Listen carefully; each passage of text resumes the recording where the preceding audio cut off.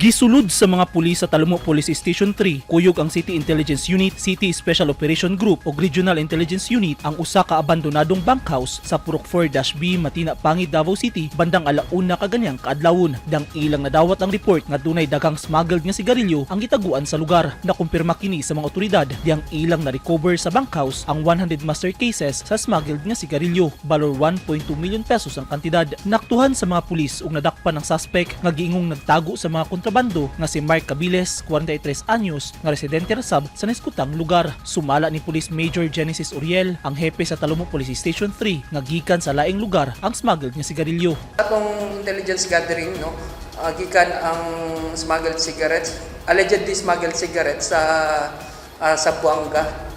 Tapos gi-travel daw via via bangka and or mga vans, closed vans. Dugang ni Uriel, dugay nang gipanid-an ang illegal nga binuhatan ni Cabiles. According sa investigation nato sa gathering ng intelligence is prior to this na siya mga previous transactions and dinagko siya.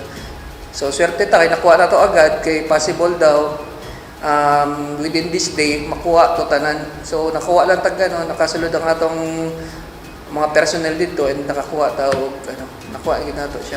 Ginasubay pa sa Taluma Police kung kinsa ang posibleng supplier sa suspect nga nagapadala og kontrabando sa Davao City ug kung duna pa ba siya'y mga kauban nga distributor sa Davao City. Gisulayan og kuha sa news team ang pahayag sa suspect pero nagdumili na siyang magpa-interview at tubangan sa kamera. Sir, pwede lang po kayo side, sir. Comment, sir, regarding sa atang, sir, yung involvement, sir. Dokumenta na ito.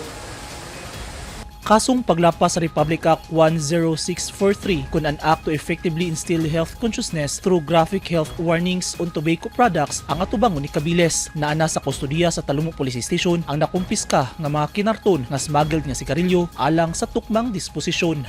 Eugene Hinutan, Newsline Philippines. Stay safe.